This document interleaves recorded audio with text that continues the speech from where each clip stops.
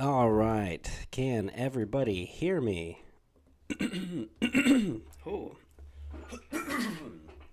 guess I should have muted that. Yeah.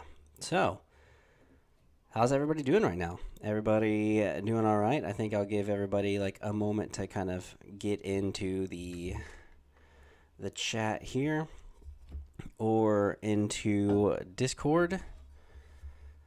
If you haven't joined the Discord yet, what are you waiting for? Head on over to the Discord now, and the links are in the normal videos if you haven't joined up or if you haven't watched any of the normal videos. But I always leave a description to them, or I leave a link to the Discord in the description down below.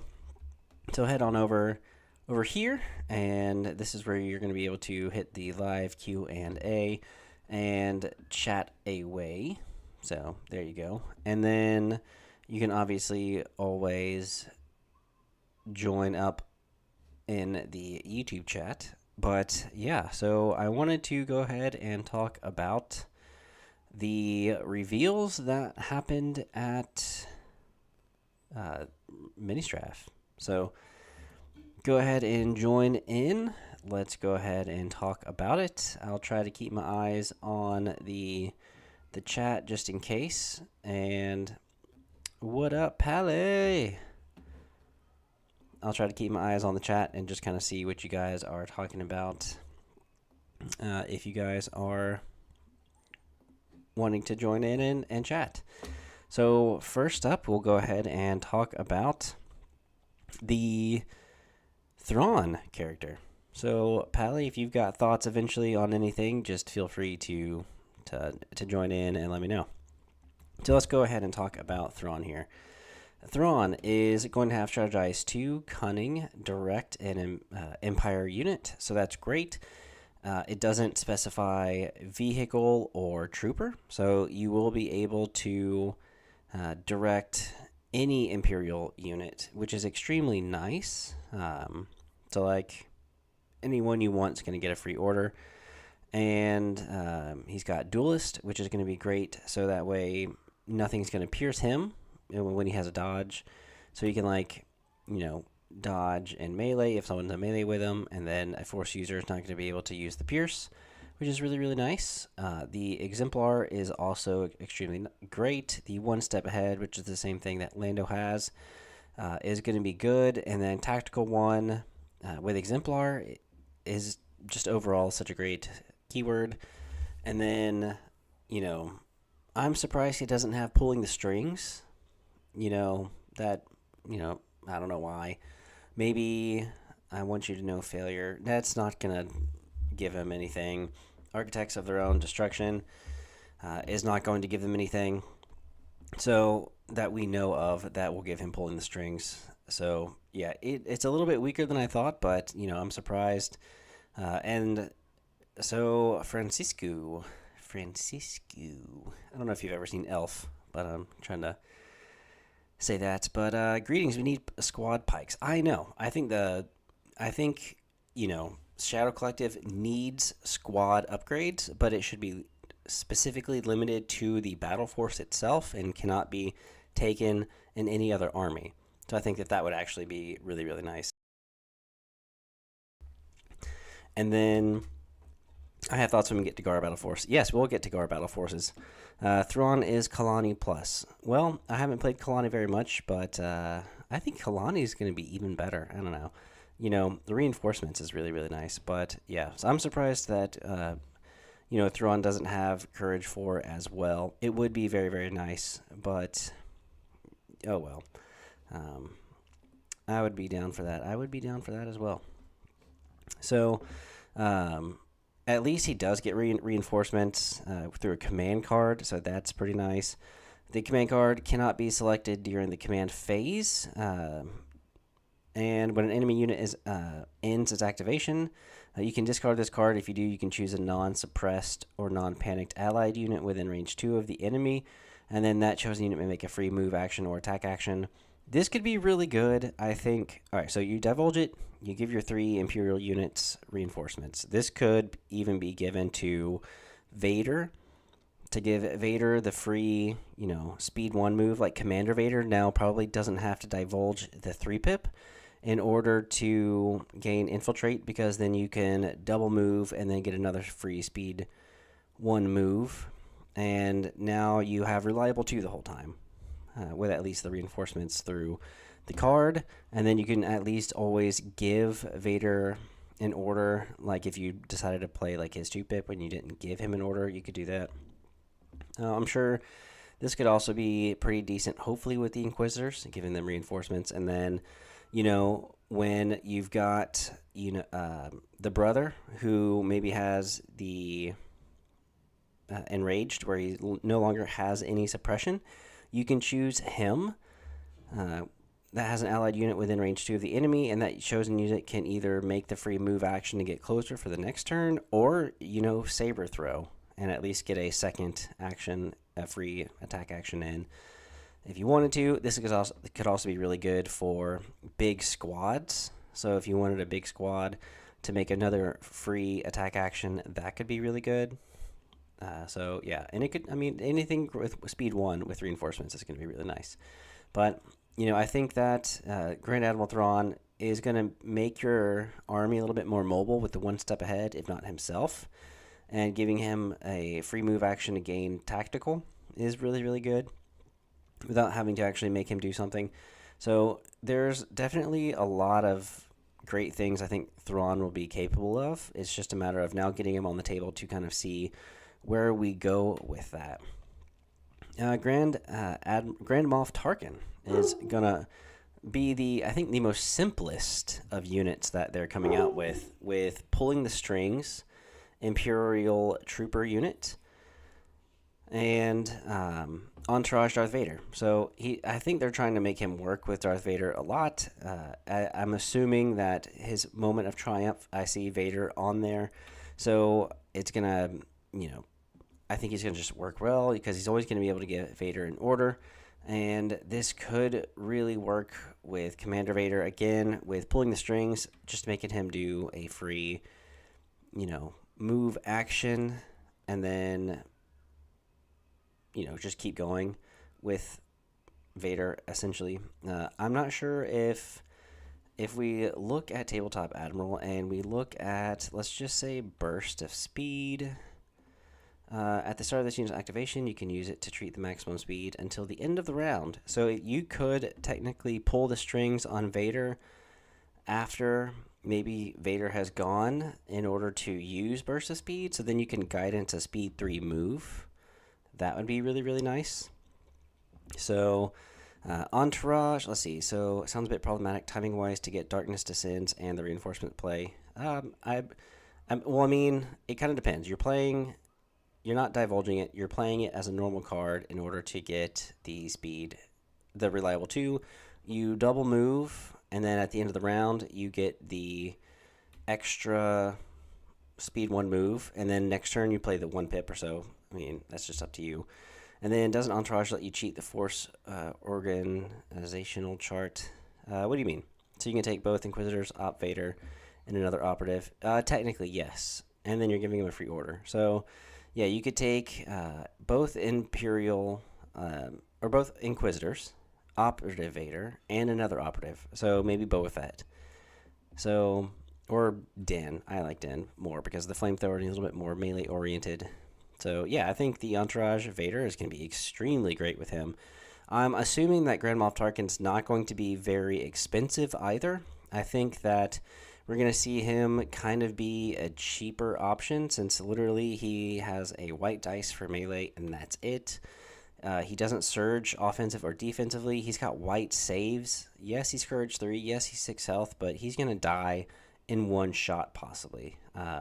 But Pulling the Strings with Vader and Entourage Vader is going to be extremely nice. I think the Pulling the Strings is going to be good. I just don't know about his command cards. Yeah, Demoralize 1 is going to be good, because then you can give it to Vader, and, his 3-pip, he's basically going to have Demoralize 4 that round. Demoralize 3 everybody, and then Demoralize another suppression, and if you put Fear on him, give out another suppression. So it's just a matter of, holy crap, you're going to be able to suppress everyone and everything around Vader on Vader's 3-pip turn.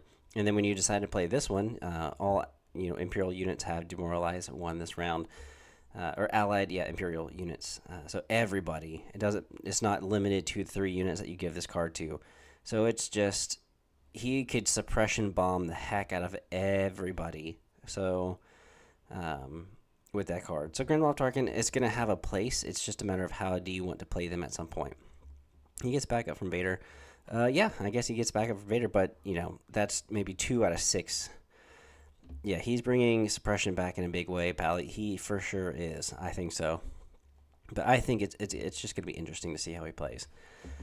Next up, we have the Imperial Probe Droid. So you have a free Observe 3 action. So range 3, I think, is Observe. So you'll be able to hand out 3 observation tokens. Self-Destruct 3.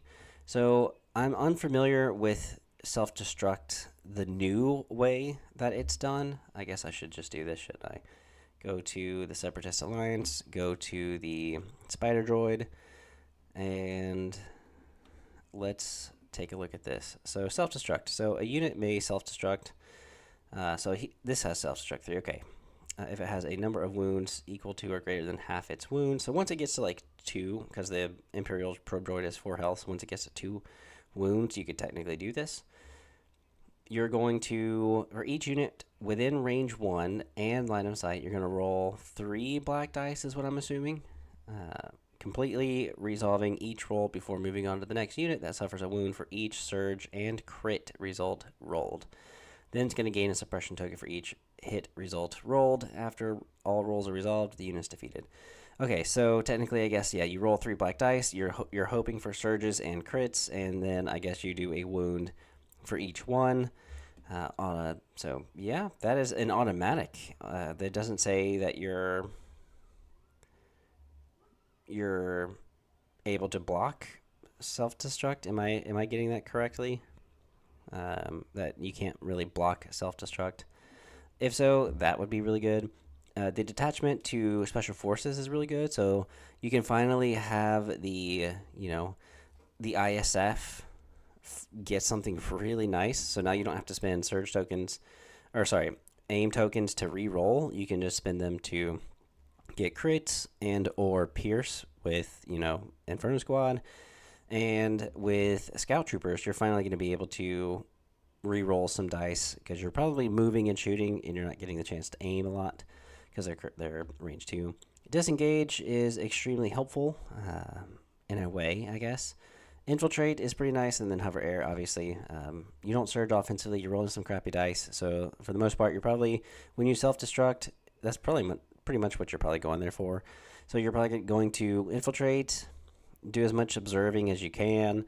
You're going to then shoot, hope that you get something, and then self-destruct because it's a free action. So you're literally just going in there to do free wounds. I don't think observation tokens count towards marksman. They don't. That's not what I'm meaning, Anthony. I mean, like, you're going to spend the observation token to re-roll, and then you'll spend that aim token to make that, hopefully, new hit from the observation token for a crit. And then, so 3 scouts, you can take a strike detachment and a probe droid with a single scout unit. Yes, I think it's just with a single scout unit, but I'm sure we will get a forum ruling on that at some point soon. And then, yeah, there's really not much to it. Courage 1. It's surprising that it has a courage value. I mean, it's a probe droid. I wouldn't expect it to really have a probe, courage value thing. All right, one of the things that I'm sure a lot of people are very happy about are the Temu bikes. I know it's not Temu, but it kind of gives me the Temu vibes. Simu. If the T is silent, it's Simu, so Temu. Wheel bikes, because they're not Grievous wheel bikes. Let's just say that, they're not Grievous. They're Temu or Temu compared to him.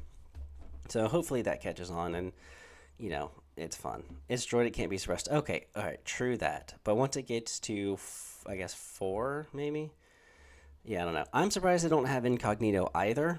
That's what I was expecting, but I guess they're not quite like ID 10, where they're smaller, but I would assume, yeah, that's the case for you, Sean. But yeah, Pally, that makes total sense that, Courage 1, they're suppressed, they're not going to do anything, but they get 2 suppression, and then all of a sudden they panic. So not quite the greatest. But yeah, lack of incognito, or at least inconspicuous, is really rough. Inconspicuous would be awesome. I mean, let's take a look at, the droids that Maul has out. Oh, well, whatever. I agree with you, though. Guess there's a world where you send probes to observe, still take offensive push on ISF, use Iden's 3-pip, and you basically just delete something. Yeah, no, I agree. I think that they're going to be absolutely amazing with ISF. And hopefully, since the ISF did go down in points, we see them on the table a little bit more. And since I've, a long time ago when they first came out, got 3 boxes, meaning to only get 2, but got 3, I think, we're going to, I'm going to try to use them at some point.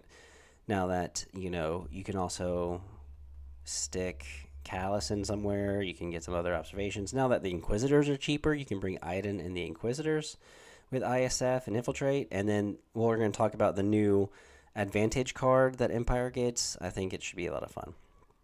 But, okay, so let's talk about the Team U wheel droids. AI Dodge, Armor 1, pretty decent. Climbing Vehicle, which is really good.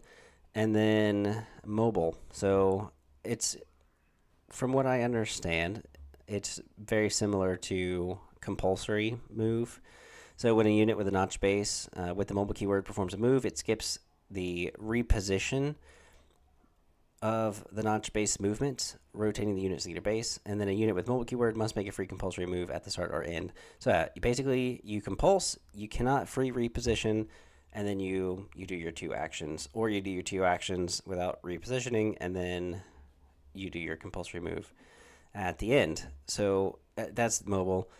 These are very similar, in my opinion, to the swoop bikes, and basically, with the swoop bikes, you can still, you compulsory move and overrun, and then you can move again, and then overrun, and then shoot, because it's overrun too. So technically, you can get 3 attacks out of these guys. I'm not sure if they will have a training slot, but I guarantee they're a vehicle, so I'm sure Strike and Fade is going to be all over these guys. And the fact that they are a Special Forces unit, you can have 7 of these guys on 7 wheel bikes on the table, bringing 3 Team U wheel bikes. So you got 6 guys, and then you have Grievous as your 7th guy, and he's also got Entourage Team U wheel bikes. So it's so insane. Inferno didn't. Yeah, the fact that Inferno didn't go down kind of sucks. But I guess it is what it is. I guess they're still just kind of fairly cheap for what they do.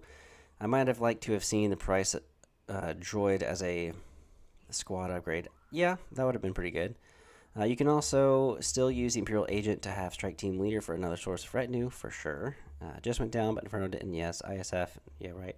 Yeah, it's mobile, but as far as I know, it doesn't disallow standby and doesn't let you ignore terrain.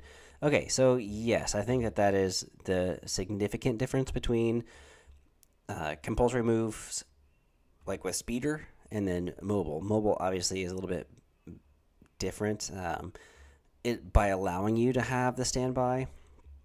And then, the fact that it's a climbing vehicle, it doesn't necessarily say ignore terrain, but at least you can still be moving quite rapidly. 3 Droidicas or Staps along with these wheel bikes, you can have probably the most mobile, fast units alive. And as we have seen, the current objectives that we have are really geared towards the mobility and moving forward quite a bit, quite often, as fast as you can. So I think that they're going to do really well with the objectives that we currently have. Is only for units with speeder keywords. Ah, okay. So there we go. Thanks, Pally. That makes more sense. Being able to not put Strike and Fade on these guys is going to be absolutely bonkers if you could. So yeah, I'm glad that they don't get it. 2 tanks have super. 2 tanks to have super Fury Road list. Yeah, for sure. 3 health each. They don't break. It's basically to me it's almost kind of like having the speeder bikes of. They're the speeder bikes for CIS, but in a Special Forces slot. And red dice, surging to hit. Oh, yeah, they've missed the dash that they usually put for units. So I'm just like, No, I'm just kidding. Yeah, with the fact that it's gonna be changed later. Okay, so let's look at some Shadow Collective / mercenary units. We've already seen Hondo. We've talked about him on the first live stream that we were doing with this. So we'll leave him out of it at the moment. Let's take a look at the Weequay Pirates. So you'll be able to take them in any faction, including the Battle Force for Shadow Collective. They have Charge, which, thank you, Shadow Collective finally has something with a free action other than Independent Dodge. And then they have Independent Aim. So now they get a free aim and then double move, Charge. These guys are great for that. Self-preservation, as usual, or per usual, with the Weequay Pirates. We haven't seen the... like if they're coming out with, like, you have your Capos and you've got your Vigos. I'm sure we'll have a Weequay Pirate captain type deal as well, and I'm sure that's why it's like one extra guy here, one extra guy here, and then you've got your 3 other dudes, and then you would have 2 heavies, and then I'm assuming that it's going to be similar to the ARF troopers in the fact that you can bring a duo squad in there. So as like a personnel slot. So you have your 4 guys, you could possibly bring 2 extra, and then you have a heavy. So that would be pretty cool. And I'm assuming that that's what it would be. So swashbuckler is a new keyword, and I'll get to that in a second. They have a single black dice per mini, and then you've got 2 dice, range 1 to 2. Again, black and white, no surging offensively, so they're exactly just like the Black Sun. I'm assuming they're going to be a lot cheaper than the Black Sun because they're white saves, white surging saves, and the blasters are versatile, so that's extremely nice. So now you can double move, charge in, and vibroblade, as well as shoot out in case you needed to. Again, this could work really, really well with the Moss 3-pip with the extra surges and dodge, or sorry, extra surges and aim. Hopefully at least a pirate captain unit leader. Yes, I'm assuming that we should, because these guys look exactly the same, and so I would assume that you're going to get the unit leader, the 3 guys. Here's your like captain that's probably going to go as a personnel or separately. And then you have 2 extra guys, like the ARF upgrades, in my opinion. And then you have 2 heavies, a melee heavy and a long-range heavy. And then, so swashbuckler. I kind of just Googled swashbuckler. It's a heroic, daring adventurer skilled in sword fighting and acrobatics. So the fact sword fighting and acrobatics just kind of stand out a little bit. You know, it's basically skilled swordsman, and I mean, if anything, I would assume that it could be like, you know, it's marksman for melee only. I think that could be swashbuckler, because if it's supposed to be a sword fighter, that is specifically melee, which is why I'm assuming they have charge, because of swashbuckler. But I hope that it's kind of like marksman for melee, and that's what swashbuckler is. I could be wrong. Obviously, just let me know in the comments what you think swashbuckler could be. But I don't think it has anything obviously to do with their blasters, because it's specifically for swords.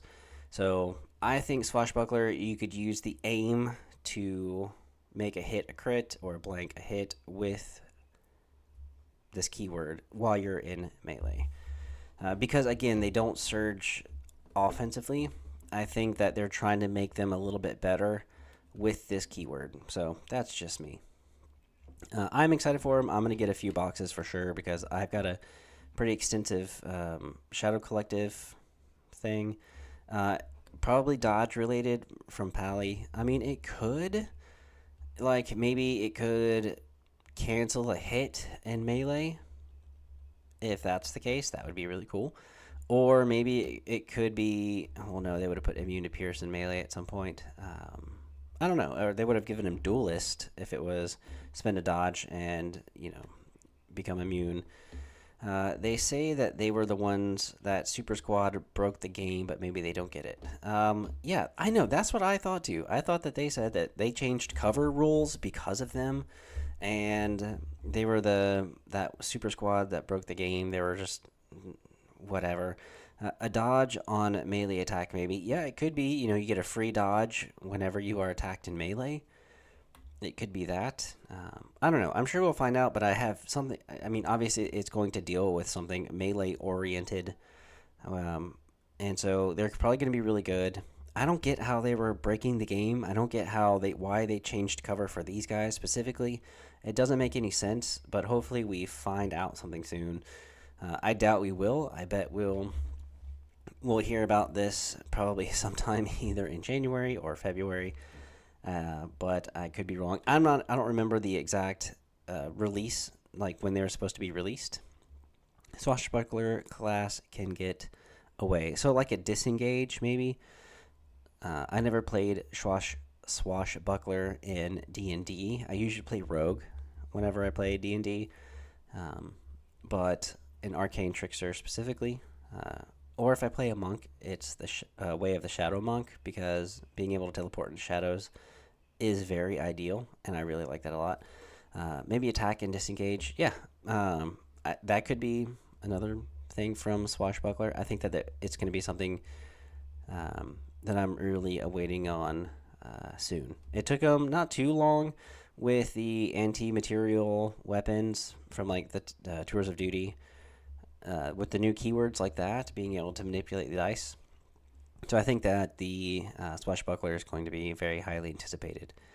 The speeder tank is mercenary. It's 10 health, white saves, breaks at 6, so not quite the ATSD, but very similar to it. It does have weak point 2 rear, so getting in the rear is gonna suck, but at least it's not weak point sides, so that's pretty decent. Armor 5, it's great. It's always nice when you never have to roll when you have white saves, and it's fine to bring white saves if you're never rolling anyway. Speaking of rebels, Arsenal 2 is really good. Transport. Now, it doesn't specifically say anything keyword-wise about being able to not transport for any of the other factions. So I think that was just, a little red herring that, Will was trying to throw out at some point when he was talking about it. Like, maybe or maybe not, you can transport outside of Shadow Collective. But I don't know if I'll ever get an interview with him. I know that a lot of the other guys usually vie for the chance to get an interview with Will. Maybe one day in my career as this, whatever I'm doing here as a hobbyist, whatever, maybe I can get a talk with Will at some point. But, I'm sure he's super busy with all the other guys. So, yeah, just keep him out. Just don't let anybody get in your rear arc, which is really good because you've got 3 other massive arcs that you're going to be in it anyway. The anti-personnel lasers are awesome. Now, if someone can remind me, if it's going to eventually, if you're shooting at a trooper unit, it becomes 4 black and 1 white. And then, I forgot exactly what person, but I mean, I think that was the anti-personnel keyword, not the thing. Sorry, my bad. I'm getting ahead of myself. So, fixed front. All right, so Arsenal 2, you're going to be able to roll a lot of this. Fixed front. The heavy laser cannon is not fixed front, so that can be shot anywhere. That's really, really good. And then you should be able to, if I'm not mistaken, you should be able to attach the side gunner or the door gunner on this and get another attack out of it because it is a transport. So that'll be really, really nice. It does, again, Shadow Collective just doesn't want to surge offensively. And it would be really cool if this had independent aim or dodge, and that would be really, really nice. I mean, it is a tank, and it is Shadow Collective. I mean, understand why. But, oh well. It is going to be speed 1, so it does look like it has a pretty long base. I'm assuming it's going to be very similar to the AA5 base, so it's going to move fairly quickly. But yeah, I think the free range 2, the extra 1 to 3. Hopefully, this is an added gun. The heavy laser cannon. Hopefully, that's not what it means, but I bet it is. Anti-personnel lasers. I'm sure that is like something else. So you're not going to probably be able to add another armament to it or another weapon. But yeah, door gunner. It looks like the range on this thing is really short. That's going to hurt its survivability. Yes, I agree. And the fact that it's fairly slow for a speeder tank, I mean, I think they just should have called it light tank instead of a speeder tank, since it's going to be light with white saves and not very fast. But yeah, door gunner is going to be really, really fun for it. I'm excited for it, and with the fact that you can't heal them in Shadow Collective, yeah, I wish Shadow Collective was better. All right, we have our new units that are riding on stuff. So you have Han Solo and Luke Skywalker that are on Creature Troopers. So now they're going to be able to run. Luke Skywalker specifically has a free action spotter, so you can hand out a dodge for free. You can take cover. Or sorry, spotter is the aim. Take cover is the dodge. So you can give somebody a free aim, give somebody a free dodge. You have Relentless, which is really nice to have. So you can shoot or move. You have free reposition. You can spur, so you can make them speed 3 because they're naturally speed 2 at this point, and give yourself a suppression. They're unhindered. The immune to pierce is really nice. And Inspire 2 is great on a very mobile unit like this. So if you really had to get to a unit that was far away, you could. The lightsaber and horn is 3 black, 3 white, which to me is a little underwhelming, but for the lightsaber, I guess, on there, trying to strike, I guess it makes sense. They're trying to balance it out. Impact 2, lethal 1, pierce 1, and ram. At least you surge to hit rebels and I guess commander, I should say. Yeah, at least you surge to hit. You've got 6 dice. It could be Pierce 2 at some point, and you have Ram because you're automatically going to get a crit from it on that white dice. So more than likely, with the fact that you got 3 black, you're probably going to be able to get 3. You're probably going to be able to actually get 4 paint naturally, and get, or by the end of the re-rolling and stuff, probably close to 5 on average, 4 to 5 on average, especially with Ram. Now, I don't know if you will get a force slot. I doubt it. But, I mean, if you got force reflexes, force push, and then tauntaun, that'd be insane. And then you got the Luke's blaster, which has long shot, and it's a red and 3 black. Range 1 to 2, maybe 1 to 3. And you can spotter yourself. So you can give yourself a free aim, give yourself a free dodge, and double move, and then just go ham. So this is going to be a very powerful unit. It's in the command slot. Han Solo is an operative at this point. He will have Arsenal too, so he will do a lot more in melee rather than Relentless. He's going to have Charge instead of Relentless, and then Independent Aim and Dodge. So again, basically Spotter 1, Take Cover 1.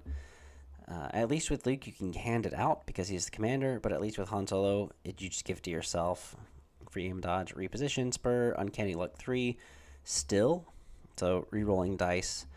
And Luke Skywalker has red defense dice. This operative Han has white defense dice. This commander Luke is courage 2. Same with Han. So you lose the courage 3 from the other Luke.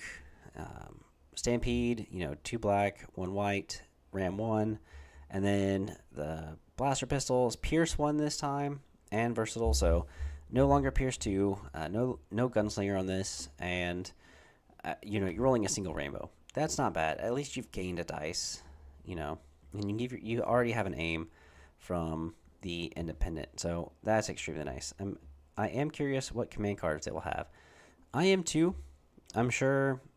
I usually don't like to speculate when we don't have something, because I could just, say something completely random, like, oh yeah, they're going to get Courage 3 at this point, and they're going to be able to, do a free attack action and stuff like that. Yeah, it'd be really, really cool, but I don't ever want to speculate. I am excited to see what command cards they have, though, if they will get any, because I don't know, did they mention that they will get any command cards, because if they do get command cards, that'll be great. If they don't, oh well. Now, we will have new objectives, and they have given us a little, preview of one objective and one secondary, or primary and secondary. I'm assuming we will probably get, 3 altogether, maybe 3, 4 possibly, if they're coming out with a whole nother battle deck card pack. I mean, they're probably going to have to put enough of them in there to make it worth it. So, but at least we have Outflank, primary, and Supply Run, secondary, which obviously I will be using the original Legacy Legion supply crates for the asset token, basically. And Outflank, if you haven't already, I'm going to be trying to see if there's a way to have a link for purchase of the flags that I have for POIs, so you can use them for this. If not, I'll at least get that out in May for everybody, so that you can, because I'm going to try at least in May, June, come out with a website that you can go to, and maybe we'll be able to do some articles for Legion and or for the Shatterpoint. So we'll see, and maybe if we can make enough and grow, that would be awesome. Maybe do some more for you guys periodically. So Outflank, you have place 4 flags or 4 POIs as shown on the map card. Starting with a blue player, each player is going to choose up to 3 of their non-commander units that are not being transported. Each of those units is going to gain a Vanguard token. And starting in the second round, during each end phase, players are going to score a VP for each flag they secure. And additionally, if a player controls 2 or more units with Vanguard tokens that are contesting flags that are secured by that player, is going to score another one. So if you're securing that flag and you've got somebody with, Vanguard tokens, then you're going to gain a second one, another VP. Units with Vanguard tokens must deploy into the portions of a player's territory that's touching the short edge of the battlefield, unless they're deployed using transport. And only units with Vanguard tokens may deploy on this portion of the player's territory. But it specifically says units that are not being transported up here that get the Vanguard token. Down here, it'll say using the transport keyword. I don't know. Just let me know if something's weird. But supply run. So starting with the blue player, each player is going to place 2 supply caches or tokens in contested territory, but not within range 2 of the edge of the battlefield, and not within range 1 of each other.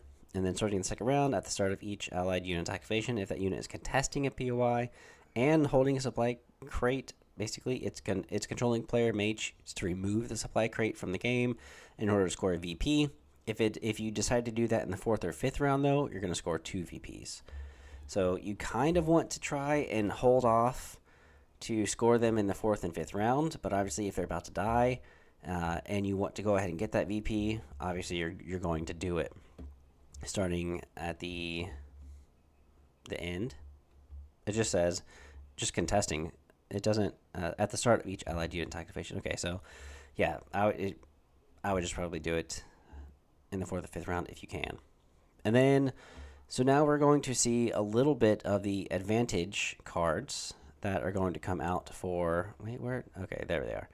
For each faction, they've shown us 1, but I think we all get 2 or 3. I don't remember exactly what they said.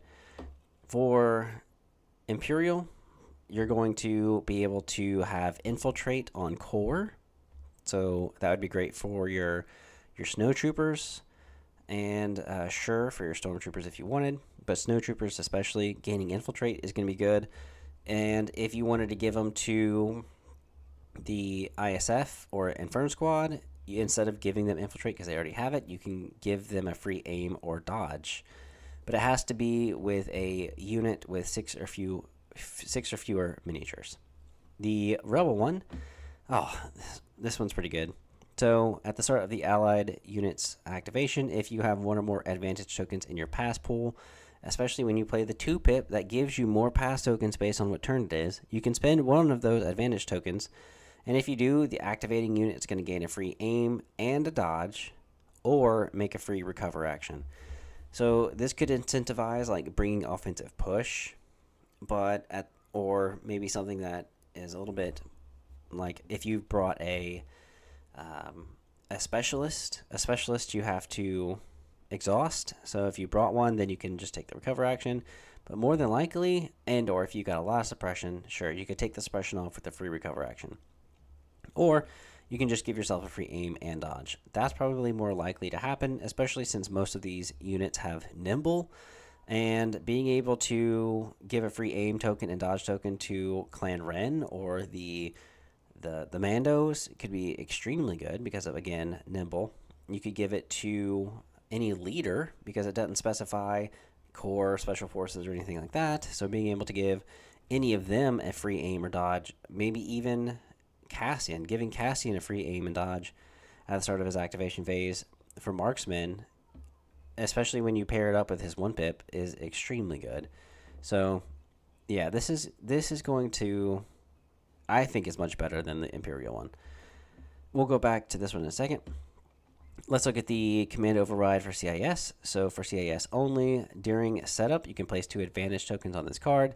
During the issue order step of the command phase, you can remove one of the advantage tokens on the card, and if you do, you can choose an allied unit with the AI keyword. The chosen unit issues order to itself. So you basically get seize the initiative on different turns. So it's really nice to have, and it's on any unit with AI. So your BX command droids, they can get, seize the initiative on a turn if you needed to. Your Magna Guard, you could give it to your crab droids, you could give it to your Temu bikes, all that good stuff. So that's fairly nice. Your coordinated strike, you could basically for Gar. So let's take a look at that one real quick now. So you've got the only during setup, you can place 1 advantage token on this card, which is sad. I mean, CIS gets 2. I mean, come on now. And they're killing it. All right, whatever. All right, so during setup, you can place advantage on the card. During issue order step of the command phase, you can remove the advantage token that you have and choose up to 2 allied clone unit, or GAR units, I should say. And they're going to gain Coordinate Clone Trooper or Coordinate Vehicle. This could work really well with the custom commanders. I think that'll work really cool.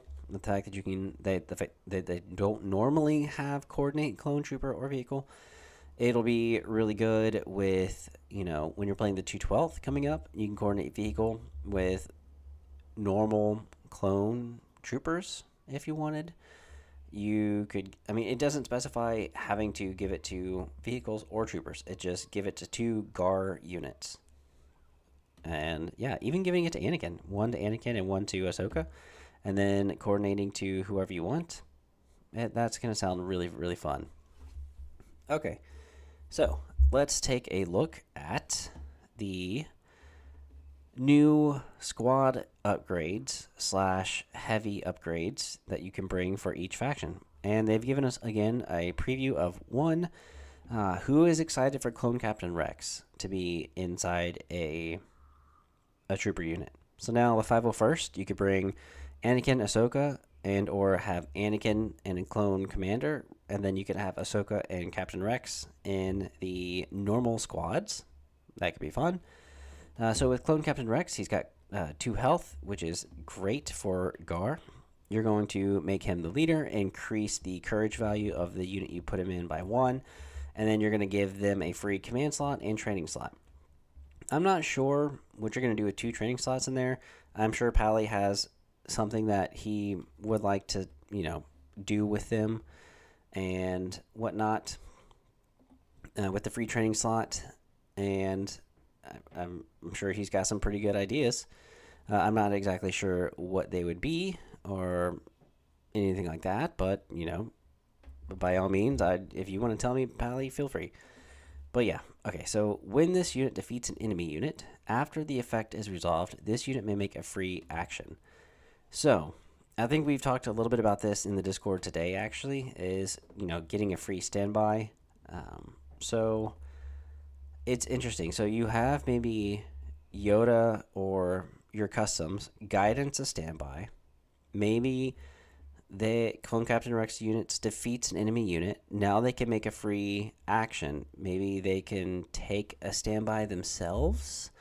And then when it's their turn, if they haven't expended it, obviously, they can move and then attack another unit. Hopefully, if they've done something there, they can take another move or take a dodge or something to that effect. But the free action itself is really nice. You just cannot do another free attack action. And you cannot, like, aim, attack, finish off a unit, and then take a free standby. Sadly, I know. But that are the rules. The command slot could be cool to put Trusted Agent in there and just, be able to do that with 5 points. Or if you really wanted Lead by Example so that he could have Courage or Inspire 2 on this unit, that would be really nice. So that'd just make him so much more expensive. So yeah, 2 extra dice though is pretty nice. But yeah, Pally, I'm sure you're going to have a lot of fun with Clone Captain Rex upgrade. We have Agent Callus. So Agent Callus is going to be able to go into a Core or Special Forces unit. Clone Captain Rex is only going to be able to go into a Core unit. Sadly, he was with a lot of the arcs as well, with the 501st. So I don't understand why he can't go in it. Oh well, whatever. Okay, so Agent Callus can go into Special Forces or Commander slot, Core slot. He's going to be the leader. The unit is going to increase its courage value by 1 and then gains Demoralize, and you can add another heavy upgrade. So for free, you can choose an enemy unit engaged with this unit, and then that chosen unit is going to gain 2 immobilize tokens. This is going to be really good with, let's see, I would like to be grumpy that the literal Arc Captain Rex can't go in arcs. That's what, I know. That's what, exactly. It doesn't make sense. That's what I was just saying too. It's so weird. I don't know. Maybe we can petition AMG. Or maybe they did something, I don't know. It's not like he's got Pierce in here. So if he was in arcs, you get a free action with arcs. I mean, it's not like you're going to be able to attack a second time. I don't know. It doesn't make sense. Yeah, whatever.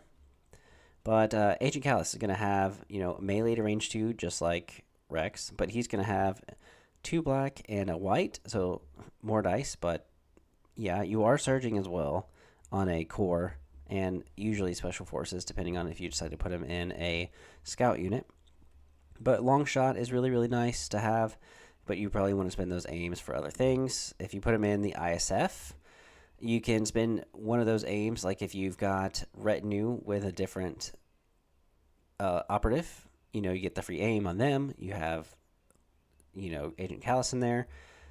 Sadly, there's no charge with this, so this is why I think he'd be even better in the Riot Squad, because when the Riot Squad double moves into charge, and you for free make sure that whoever you're in melee with is going to not be able to get out of here. So I think the 2 mobilize tokens is really, really good. That's really it. Demoralize 1 is also pretty decent, but the fact that you can have, in the Riot Squad, you could have Callus, and then the K droids, the KX droids. Yeah, lots of fun stuff with Agent Callus. 1 health, and then the rest of these guys are also 1 health. Kraken, so it can only go in Core. He'll be your leader. This unit's going to gain a heavy icon upgrade. It's going to lose AI, and then when this unit attacks, it may upgrade 1 attack die for each miniature from this unit that was previously defeated. So if you put him in a massive squad, that's just so good. Not as good as Cassian, but still pretty decent. Rolling a black and a white at range, melee to range 3, not too bad. I think this would be good in your B2s, probably, more than likely. But you can upgrade 1 attack die for each miniature. So if you've lost one of them when you're throwing 2, now you can throw a red and a black from another B2. So that could be good. Yeah, y'all will have to let me know with CIS where you would put Kraken. No Impervious. Not on Arc. Not in Arc. I know he's not an Arc, but he trained with them, and I think he went through Arc training, but he doesn't have the armor. And then that would be at least a good way to give Rex Impervious finally for a lot of people. After all these years, Rex finally has more HP than Callus and Cassian. I know, right? Hey, at least that is a positive. All right, well, let's look at Cassian. So you will start on Cassian's long-range sniper config, and then when one or more of the miniatures in this unit are defeated, you can then flip this card, but you're going to start with the side. The unit's going to gain low profile and secret mission. That's huge. And then you possibly want to give these to, I don't know, you could give them to any squad. I know that Auburn alumni in the Discord was talking about giving them to the charge unit, the fleets, because basically on the other side, once per turn when this unit forms an attack pool, you can add a white attack die to the attack pool for each miniature from this unit that was previously defeated. So for each unit defeated, or for each mini defeated, you gain a white die. So it's not like you're losing anything. If you have them in a normal Rebel Trooper unit, you just go from a black die to a white die. And if you were to go from a Fleet Trooper and lose a Fleet Trooper, instead of 2 dice, you're rolling 1 dice. And you're definitely putting Cassian in a massive squad. You're not going to put him in a normal little squad. You definitely, if you're going to invest the points with Cassian, you're going to put him in a massive stuff. Plus, it's going to increase the unit's courage by 1, and you still get a heavy option. So being able to put a Pierce gun in here, along with the Black Ops melee to range 2 red again. So you have 4 red, and then for each mini loss, you're still having a white dice. And then you gain Uncanny Luck, and then you have infinite courage because you're on the Black Ops side. Jeez. Yeah, it's like Rebels get all the fun things. It's so crazy. But yeah, that's such a good one.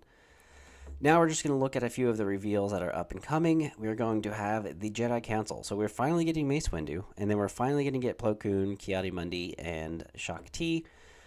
That's pretty exciting. I hope you guys are pretty excited about it. I know I'm excited for Mace Windu because he's going to be aggressive. I will be excited to see how these guys fit in and what their specific mastery is, since they should all have one. Hey, look, guys, it's like every faction gets the leader spot. I know. Each one gets a squad upgrade, basically, for free. Well, not for free. For their points, but yeah, you know what I mean. Now, hopefully we're going to get the Marines with a flamethrower at some point with Ki-Adi-Mundi coming in. And, that should be a lot of fun. Mace Windu, I think, is going to be very aggressive and very good against other Force users. Hopefully that's our Dooku for Republic. Then you've got Plo Koon in here, and I'm hoping, really, really hoping, that we get a Wolf at some point. Commander Wolf, and we can start painting everything gray. That would be pretty cool in my opinion. And then Shaak Ti, maybe she could have something just in general with the clones, since she was on the Camino, helping train the ARCs and other clone units. Hopefully that there's something special with her and clone infantry or ARCs or something like that. Who knows? Do you think the council is going to be units only, or are we going to maybe see squad leader upgrades for them as well? I think we're going to see squad leaders for them as well, because I wouldn't be surprised if they come out with an Anakin squad leader either, or an Obi-Wan squad leader at some point. So I think that would be cool, but I guess it just depends. But I don't know. Maybe we'll see. Sorry, guys. But yeah, I think we're going to see them as squad upgrades as well. I'm excited for them. Now we have the leaders of the Separatist Alliance. Now you're going to be able to get a box with Dooku, Savage, Asajj, Savage, Grievous, Dooku, and now Admiral Trench. This was the guy that they were like, oh, now we're going to have a new surprise person in the box. So no Jango Fett still. Sorry, CIS players. Not sorry on my end, but sorry. I'm assuming he's going to be smart in some sense, with the fact that he was fairly good. I don't see him as a super strong melee unit, but definitely something similar to like Kraken or something like that. Wow, I am really sorry, guys. I must be really tired. So Savage can also be in Shadow Collective and CIS, but as a Shadow Collective with no CIS units ever. I'm going to really hate the fact that I would have to buy a Separatist Alliance box just for Savage, since I don't play CIS whatsoever. And so that would suck tremendously. I really, really hope that they sell a Savage by himself. Just even if it's promo, I don't care. Just let him be by himself for Shadow Collective players. That's insane for people who just bought in Shadow Collective for to have to get this whole box for just Savage. That would be insane. But yeah, I think, Admiral Trench will add a lot to the CIS forces. We will now have Han Solo and Chewbacca mercenary for the Rebel Alliance, I'm assuming. They talked about how Han Solo and Chewie will be not the same Han and Chewie that they have currently in Rebels, but it's going to be all about the money, who can pay them. So I see these guys as mercenaries doing their own thing and just kind of something similar to a Hondo maybe, motivated by profit, something along those lines maybe. But I like these new models. They're going to look cool. I think it's great that they're coming out with something like this. And yeah, I really hope that they shall sell Savage in a separate box. Yes, definitely. Now, Republic has units as well that will be riding vehicles, same as CIS. You can either do a custom Jedi, or you can do Anakin and Kenobi on these speeder bikes. I know that we were all hoping for Obi-Wan to be on the Lizard, but I'm assuming you will just have to print that on your own and use it. But at least you can still use the card that it will come with. I'm excited for Anakin to come in this attire as well, and for Obi-Wan to be riding a speeder bike. That should be a lot of fun.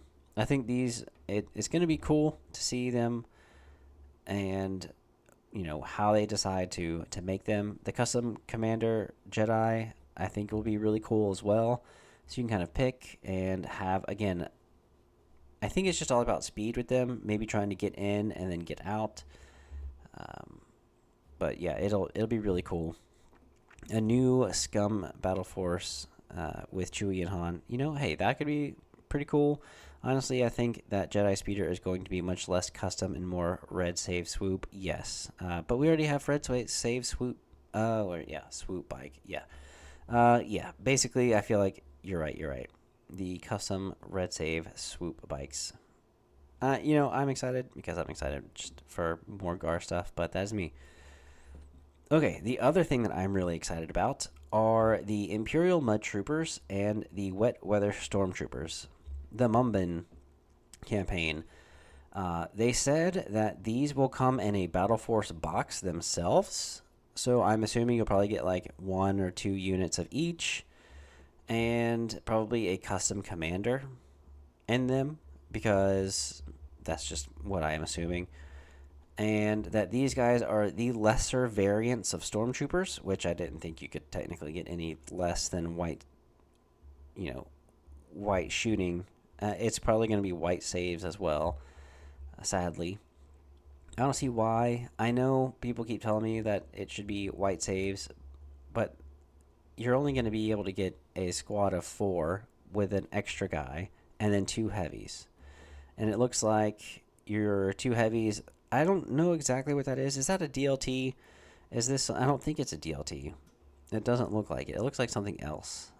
Still longer range, but a little bit different. And then this looks like the Z6 or a Z6 variant. So that's why I'm assuming you're going to get even more dice with that, because this is a DLT and this is the RT-97C gun.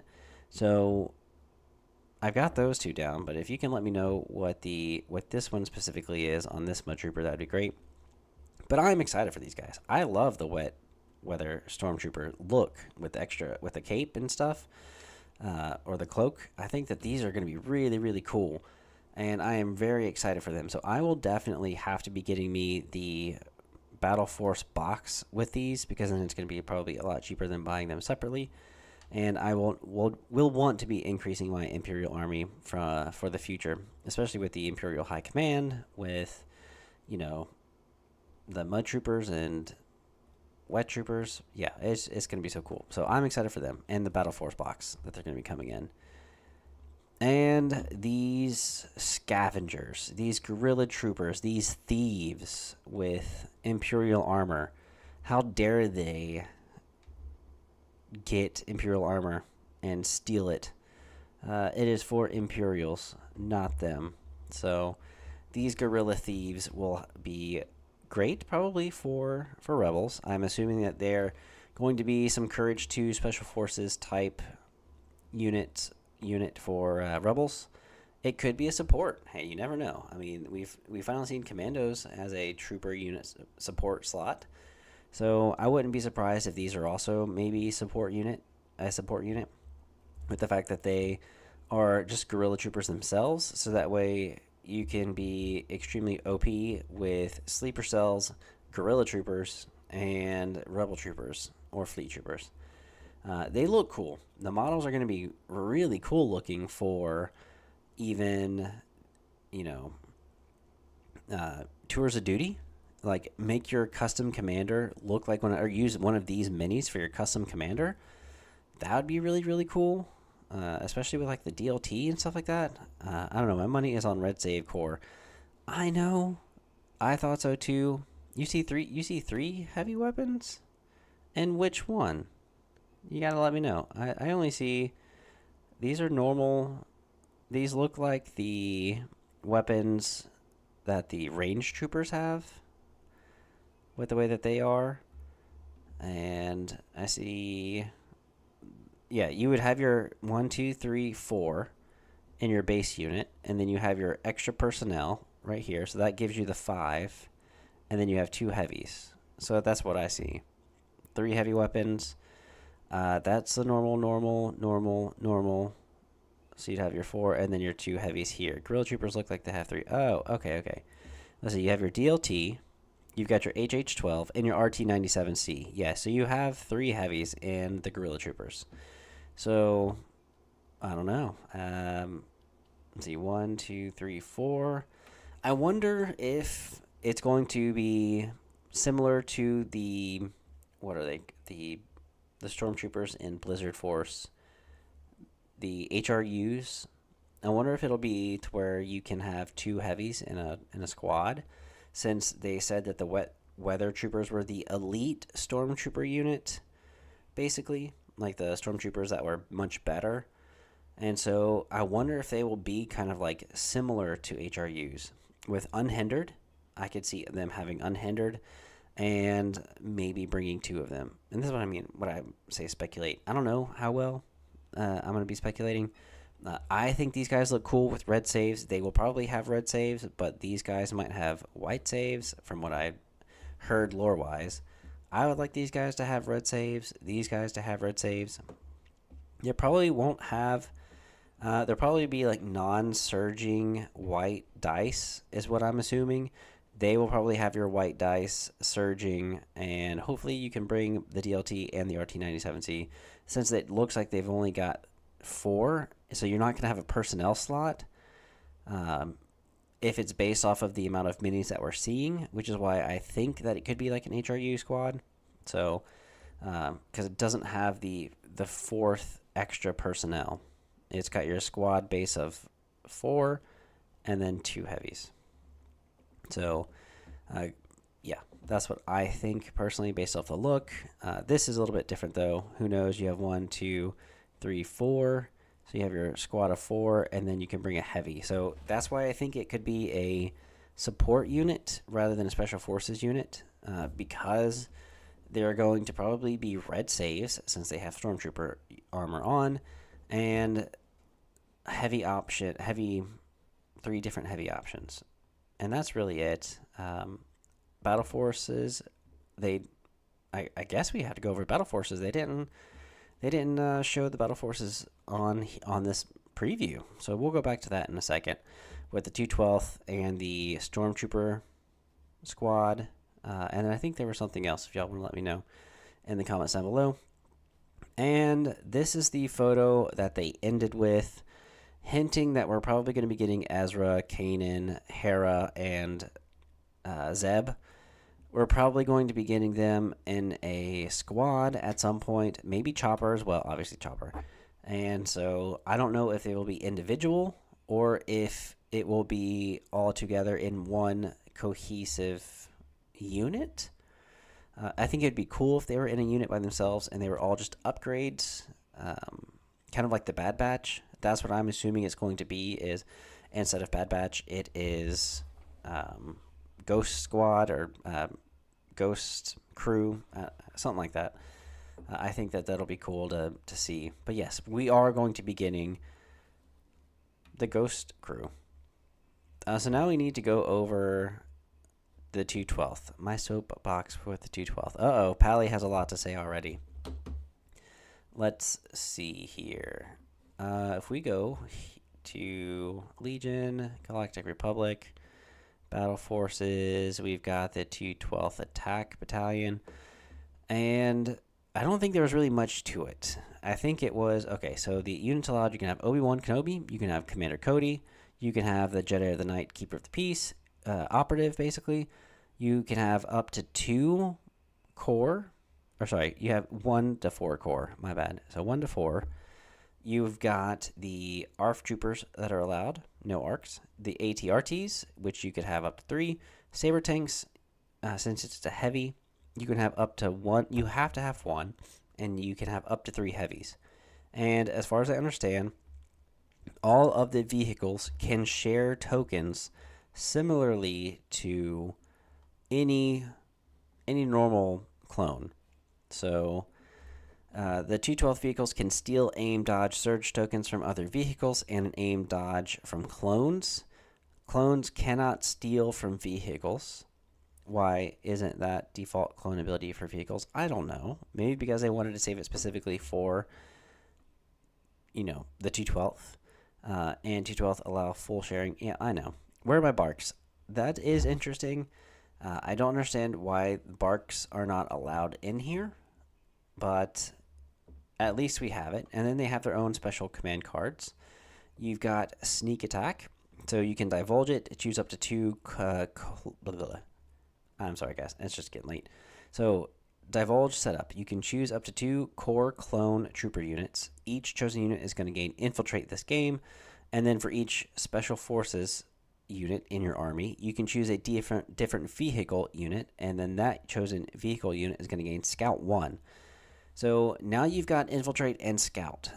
Infiltrate for your core and scout 1 for your vehicles, according to depending on how many special forces you have.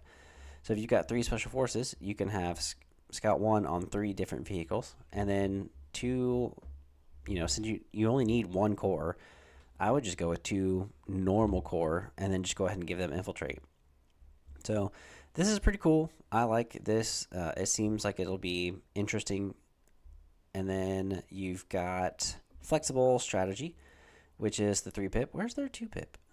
Game position, aggression, recon division. Let's see. All right, so they're 2-pip. This round, each allied trooper is going to gain observe 1. Now, I'm sure it stacks because, it's just another. It's almost kind of like putting the keyword spotter 1 on a unit with spotter 2, and now it's got spotter 3. So now, the fact that additionally, during the remove tokens step of the next end phase, if an enemy unit with 1 or more observation tokens has line of sight to 1 or more allied units, the enemy unit does not remove any observation tokens. So this is going to be really, really good to set up for Cody's 1-pip on the next round. So basically to give a unit suppressive or trooper or impact 1 to vehicles. But the fact that you cannot remove the observation tokens to set up for suppressive is really, really good. Or specifically for combined arms as well. I think it's just really helpful for Cody, this new Recon Division card. So it's still worth it to bring this card, I think. A lot of people are kind of hating on it, but I think it just depends. It's more of a high skill use card for the 1 and 3 pip. And then flexible strategy. I like this one a lot. So when a trooper unit is issued an order with this card, it can remove up to 1 suppression token or make a speed 1 move. More than likely, it's really good to make the speed 1 move, but obviously, if you had to remove a suppression because you had more than 2 on there, then definitely remove the suppression. And then when a vehicle unit is issued an order with this card, it can gain an aim or a dodge. So if you give it to a trooper unit, make a free speed 1 move or remove a suppression. If you give it to a vehicle, it can gain an aim or dodge. It's just up to you of who you want to give it to. With Cody having the direct vehicle, then you're probably going to, if you have like 1 vehicle, you're probably giving it to your trooper units to give that speed 1 move. And then the next turn, you play the 3 pip to gain even more moves, or you play the 2 pip and then you play the 3 pip. It's just up to you. I mean, you're probably playing the 2 pip again before the 1 and 3 because you want to get the free move actions, or you want suppression to suppression bomb. So I think that bring them to heal is actually going to be really good with this battle force, specifically because of the 1 pip here after the 2 pip Recon Division. This is going to be a really fun battle force. I'm really happy to see it. I'm really finally glad that we got to see a 2/12th battle force. And we now have a Stormtrooper Battalion battle force.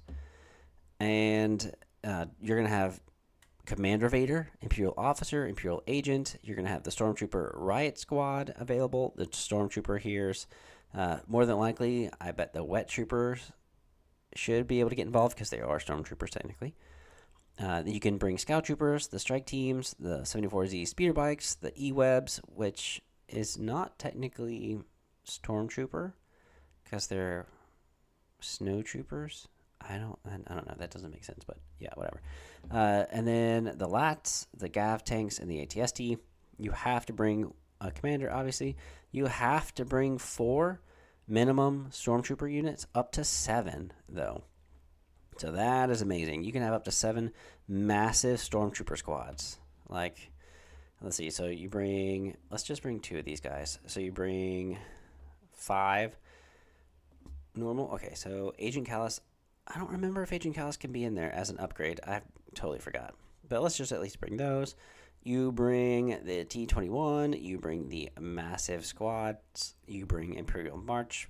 And then you try targeting scopes again.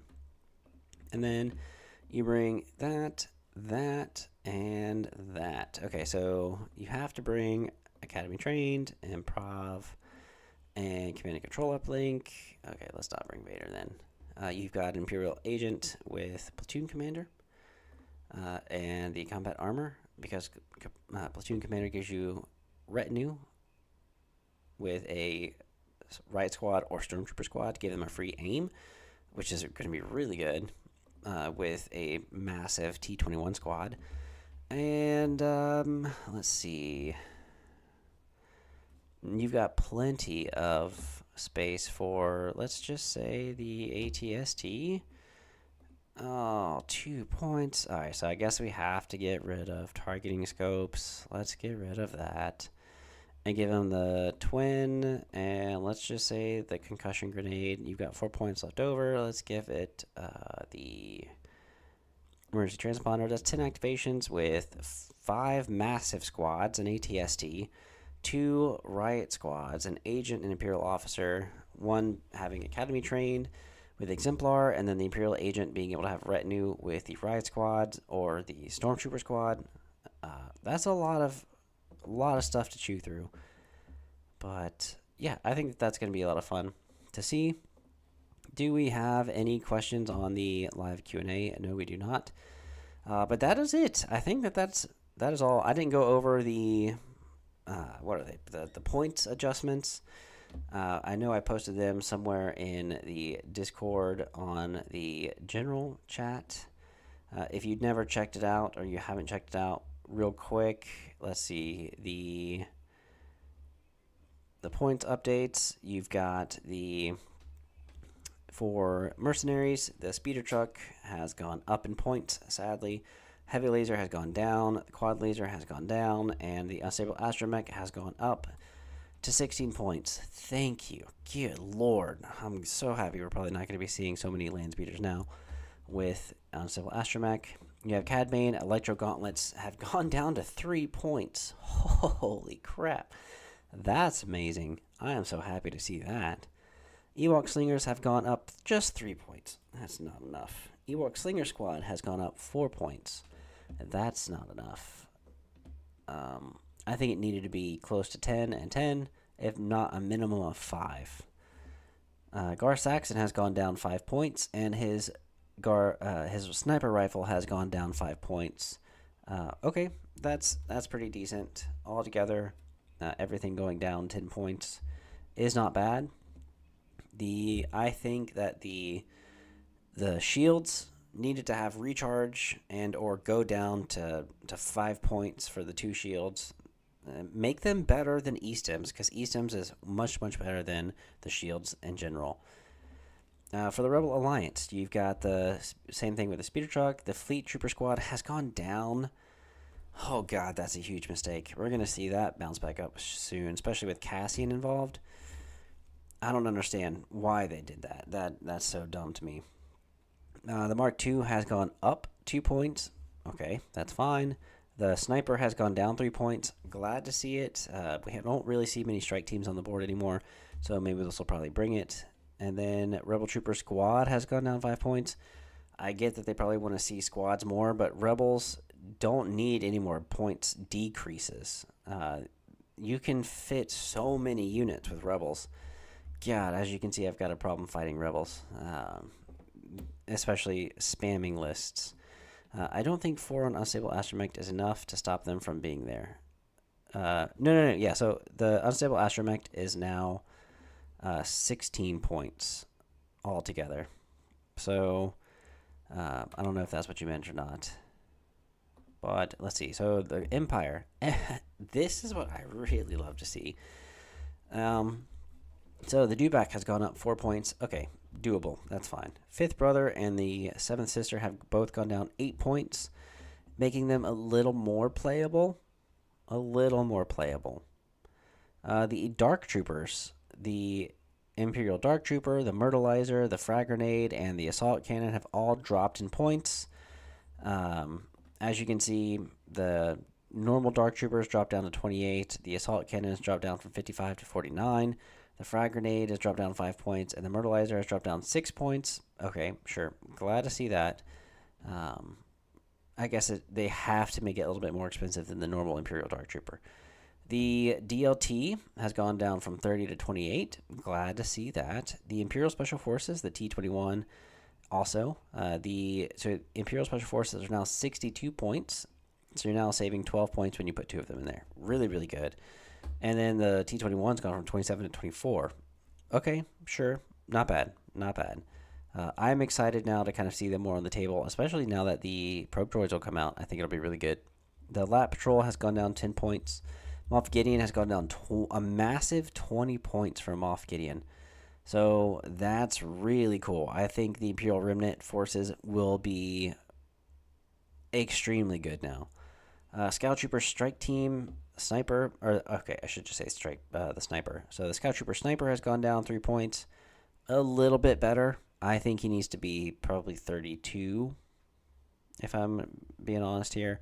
And then the Stormtrooper Squad has gone down in points, 6 points, which is really, really good. I think these numbers were flip-flopped.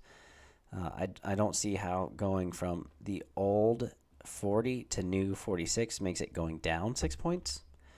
But yeah, the Gav tank, the heavies have all gone down 4 points, thankfully, because yeah, they were not worth 18 and 14.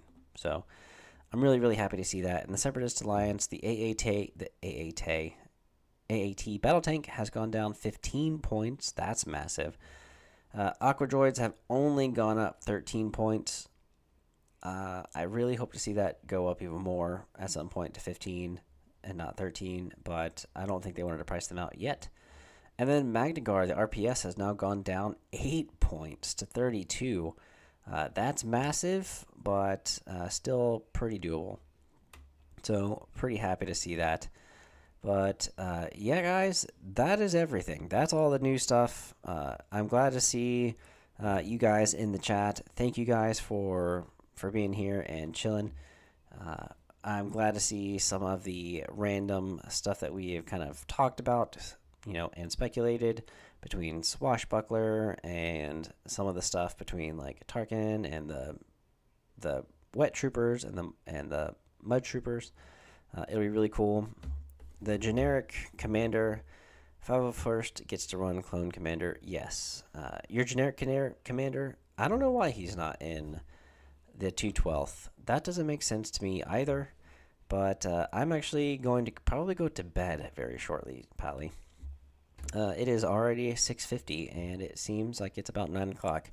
So, just some shooting the crap now, I guess, since we are done. Thanks, Sean, for being here. Thanks, Pally, for being here. I think, I've been now running 2 miles every Monday, Wednesday, Friday, which I don't ever usually do. I'm able to get my mile time down a little over 8 minutes. And I'm 200 pounds, a little over 200 pounds. I know I don't look like it. Trust me. I'm going to say hopefully it's muscle. But, yeah.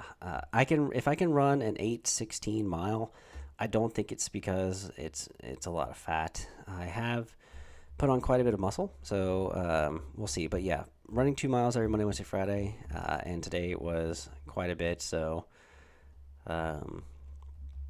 yeah, I'm getting in that cardio. I'm also doing 20-minute interval training, 1 minute on, 30 seconds off. And I am still hitting weights normally. And yeah, I think that is tiring me out just a little bit more. Still intermittent fasting. So eating between 8 to 5 latest. And I'm trying to get it from 8 to 5 to about 8 to 4, but it's extremely hard depending on the schedule that I'm on now, and we'll see what happens. Yeah, Sean, if you can walk a lot, that would be great. I think that if you can even just walk at an incline at a very slow pace, that'll still get you a lot of good cardio in. So just some sort of walking. We want your heart to be strong so you can continue playing Legion. That is the whole point, right? Is to make sure we can play this game. As much as there are some things I don't really like about the game, there are a lot more things that I do like about the game, and I want to see more people play. So yeah, I mean that's really it. And yeah, guys, that's all for now. There will be more updates coming to the Discord. There will be more updates coming to the YouTube channel. I have now allowed the admins in the Discord to post videos at some point because, again, I will be gone for about 5 months starting mid-December. And so you will be seeing some new faces, and I want them to kind of put some more stuff out for you guys. I don't want y'all going anywhere because I will be back, I promise. So yes, health is definitely important. It sure is. And I hope that you all will stay healthy. And another thing, I don't know if y'all noticed this, but Joe from Gray Squadron Gaming has lost, to me, it looks like he's lost quite a bit of weight. And I mentioned it. If y'all say, hey, Shadow Scout said that you lost some weight, I would appreciate it. I'm sure he would appreciate it because anytime people lose weight, it's nice to get complimented on that. I went from 186 as a 14-year-old to 135 as an 18-year-old. So I lost 50 pounds throughout high school, and then now I'm 200, and I had gone down to 155 for a competition back in 2018, 2019, So I've been able to go back and forth, and yeah, when you lose a lot of weight, it's nice to be able to get someone to say something. Yeah, just go into the store for milk and cigs. He'll be back. I'm sure there's a few people who get that quite a lot. Thanks, Pally. That is a hilarious one. I love to see it. But yeah, guys, I will go ahead and call it there.